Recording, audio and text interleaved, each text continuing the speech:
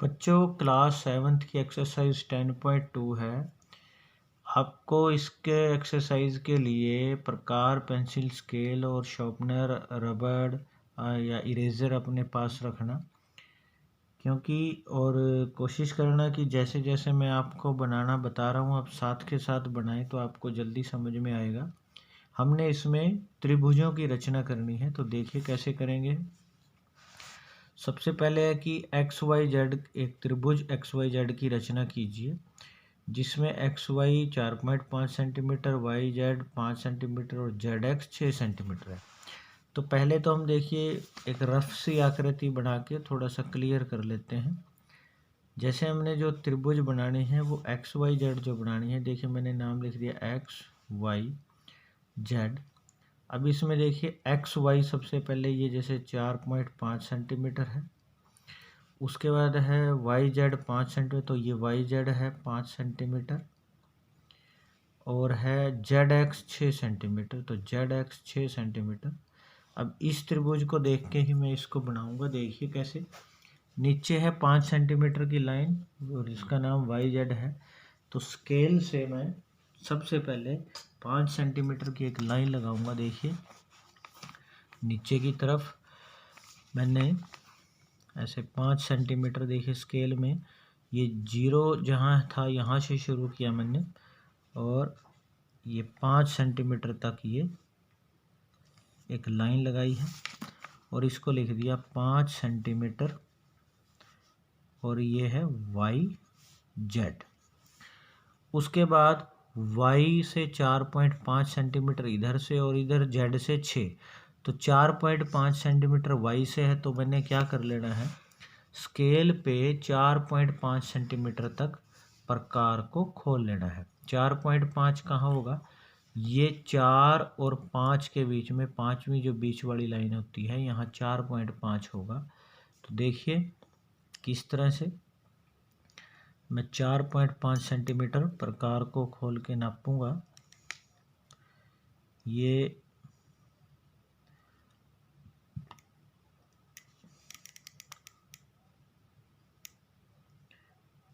4.5 centimetre मैंने माप लिया है, और इसको नापने के बाद अब इस तरफ 4.5 सेंटीमीटर, तो यहाँ पे रख के वाई पे रख के आपने एक चाप लगा देनी है।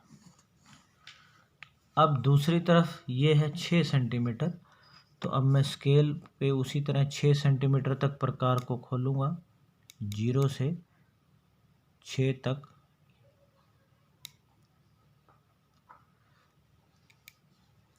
ये देखिए मैंने 6 तक इसको नाप लिया है, ये 0 से 6 तक इसको नाप लिया है, और 0 से 6 तक नापने के बाद इस जेड पे रख के और यहाँ से भी एक चाप लगानी है जो इस पहले वाली चाप को कट करेगी। अगर ये चाप पहले वाली पूरी नहीं होती तो उतनी हम क्या कर सकते हैं, जैसे उतनी ही प्रकार को खोल के, जैसे जितनी पहले थी, और इसको थोड़ा सा आगे भी कर सकते हैं। अब इसको हम क्या करेंगे, जहाँ पे ये मिली है इस पॉइंट का नाम x देना है, और x को दोनों तरफ मिलाएंगे। एक तरफ x को हम z से मिलाएंगे और दूसरी तरफ इस x को हम y से मिला देंगे, और इस तरफ ये लिख देंगे कि ये 6 सेंटीमीटर है और ये है इस तरफ 4.5 सेंटीमीटर। तो इस तरह से हमारा ये पहला क्वेश्चन हो गया है। अब हम इसका सेकंड क्वेश्चन करेंगे। देखिए क्वेश्चन नंबर सेकंड, देखिए सेकंड क्वेश्चन क्या है कि 5.5 सेंटीमीटर भुजा वाले एक समबाहु, समबाहु का मतलब होता है जिसकी सारी भुजाएं समान हो, एक ऐसे त्रिभुज की रचना करनी है। तो देखिए मैं पहले तो रफ एक फिगर बना के बता देता हूँ, यानी कितने लेनी है, 5.5 सेंटीमीटर। तो ये भी 5.5 होगी, ये भी 5.5, ये भी 5.5। इन्होंने नाम नहीं दिया कि आपको एक्स वाई जेड लेनी है या ए बी सी लिखनी है, कुछ भी नाम नहीं दिया। तो आप कुछ भी नाम लिख सकते हो, जैसे वही पहले वाला भी लिख सकते हो एक्स वाई जेड, या आप ए बी सी भी लिख सकते हो।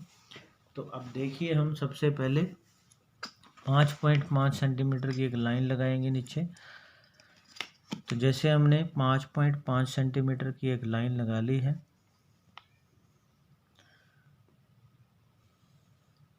5.5, 5 और 6 के बीच में 5 के बाद 5.5 यहाँ होगा, तो हमने लिख लिया ये जैसे YZ 5.5 सेंटीमीटर। उसके बाद देखिए ये 5.5 है, इधर से भी 5.5 है, तो स्केल पे हम 5.5 नाप लेंगे। तो जैसे हमने देखो ये 5.5 देख लो हमने नाप लिया है, 0 से 5.5 जो 5 और 6 के बीच में होगी, और हम इसको सीधा इसी लाइन के बराबर भी नाप सकते हैं क्योंकि ये भी 5.5 थी, और हमने यहाँ पे Y पे रख के ऐसे एक चाप लगा दी, और इधर Z पे भी क्योंकि वो सेम उतनी ही नाप की थी इसलिए उतना ही लगा दिया। अब इसको हमने दोनों तरफ मिला देना है। ये हमने इसको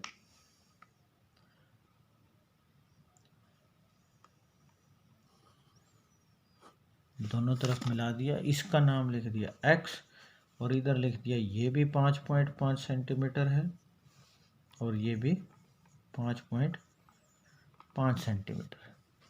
ये हमारा क्वेश्चन नंबर 2 हो गया। उसके बाद देखिए बच्चों क्वेश्चन नंबर 3। क्वेश्चन नंबर 3 क्या है कि एक त्रिभुज PQR की रचना करनी है। तो जैसे मैं पहले रफली आकृति बना लेता हूँ कि हमने एक PQR की रचना करनी है। इसमें PQ लेना है 4 सेंटीमीटर, जैसे ये 4 सेंटीमीटर, QR ये 3.5 सेंटीमीटर और PR 4 सेंटीमीटर। और आगे पूछे यह किस प्रकार का त्रिभुज है। तो देखिए जिसमें बच्चे दोनों त्रिभुज लाइनें समान हो, जैसे ये भी और ये दोनों भुजाएं बराबर हैं, उसको हम समद्विबाहु त्रिभुज बोलते हैं। तो ये बाद में लिख देंगे हम कि ये समद्विबाहु त्रिभुज है। तो सबसे पहले नीचे हम 3.5 सेंटीमीटर की एक लाइन खींचेंगे। देखिए हम सबसे पहले नीचे एक 3.5 सेंटीमीटर की, तो देखिए 0 से हमने शुरू किया और 3.5 होगा ये 4 और 3 के बीच में, ये 3 और 4 के बीच में यहाँ। तो हम 3.5 सेंटीमीटर की एक लाइन खींच लेंगे और ये लिख देंगे Q, इधर R। अब कितनी लेनी है, ये भी 4 है ये भी 4 है, तो एक ही बार 4 नाप लेंगे हम स्केल में। तो जैसे हमने स्केल में 4 कहाँ तक है, ये 0 से ये यहाँ तक 4 है, तो यहाँ तक हम प्रकार को खोल लेंगे। ये देखिए ये हमने नाप लिया है 0 से 4 तक, और फिर हमने यहाँ से भी Q से भी एक चाप लगा दी, और ऐसे क्योंकि वो सेम माप था 4 ही था, इधर से भी चाप लगा दी, और जहाँ मिल गई दोनों बिल्कुल उसी को दोनों तरफ मिला देंगे।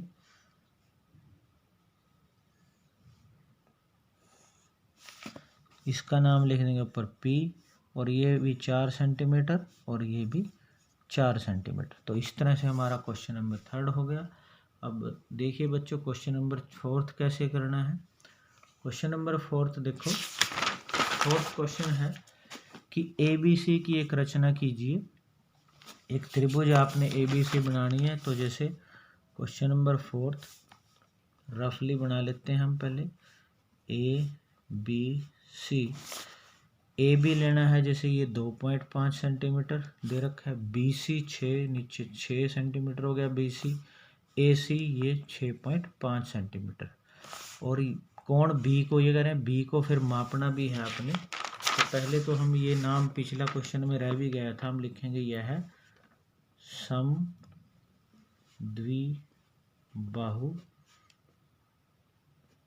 त्रिभुज है। इसको B को किससे मापेंगे, हम D के साथ नापेंगे। तो देखिए पहले हम इसको बना लेते हैं। तो सबसे पहले 6 सेंटीमीटर की एक लाइन खींचेंगे। तो 6 सेंटीमीटर की एक लाइन खींच लेते हैं पहले।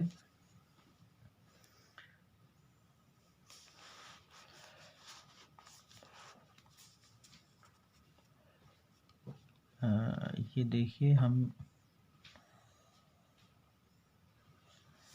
6 सेंटीमीटर हमने लिख लिया, इसका नाम लिख लिया BC, 6 सेंटीमीटर की लाइन। इधर है 2.5, तो हम इस तरफ 2.5 का है, 2 और 3 के बीच में है 2.5, तो इसको जैसे 2.5 नाप लिया है, 2.5 है ये। और इधर से हम एक चाप लगा देंगे ऐसे, 2.5 इधर से है 6.5, तो अब 6.5 सेंटीमीटर एक लाइन खींचेंगे।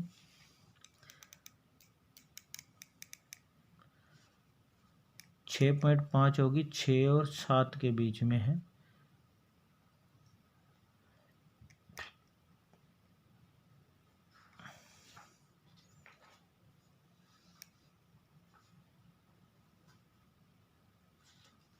तो 6.5 हमने नाप ली है। यहाँ से हम लाइन खींचेंगे, तो ये देखिए थोड़ा सा आगे चला गया है, तो पहले वाली चाप को हम पूरा कर लेंगे उसी तरह। हमने इसको थोड़ा सा पूरा कर दिया है। अब जहाँ पे ये मिले हैं, इस पॉइंट का नाम लिख देना हमने A, और इसको मिला देंगे। तो देखिए हमने इसको मिला दिया है।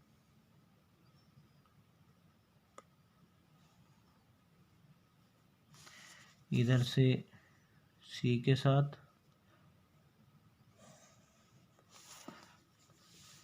ये हम लिख देंगे 2.5 सेंटीमीटर, और ये 6.5 सेंटीमीटर। बाद में इन्होंने पूछा था कि कोण B कितना होगा, ये बताना है। तो जैसे हमने ये एक D ली है जिससे हम कोण मापेंगे, तो ये B पॉइंट जो है बिल्कुल जहाँ निशान होता है वहाँ रखेंगे, और ऐसे सीधा रखा, और ये लाइन बिल्कुल सीध में यहाँ 0 पे आ गई जैसे। तो देखिए इधर 0 है, अंदर की तरफ ये 0, 10, 20, 30, 40, 50, 60, 70, 80, और ये बिल्कुल सीधा अगर देखें ये 90 की सीध में जाएगी। तो यानी B जो कोण है ये कितने डिग्री का आएगा, ये 90 डिग्री का आएगा। तो हम लिख भी देंगे कि कोण B जो है वो किसके बराबर है, 90 डिग्री, यानी 90 डिग्री। तो इस तरह से बच्चों आपने क्वेश्चन नंबर 4 कर लेना है, और ये आपकी एक्सरसाइज कंप्लीट है। आपने इसको बार बार प्रैक्टिस करनी है और इसको कंप्लीट कर लेना है।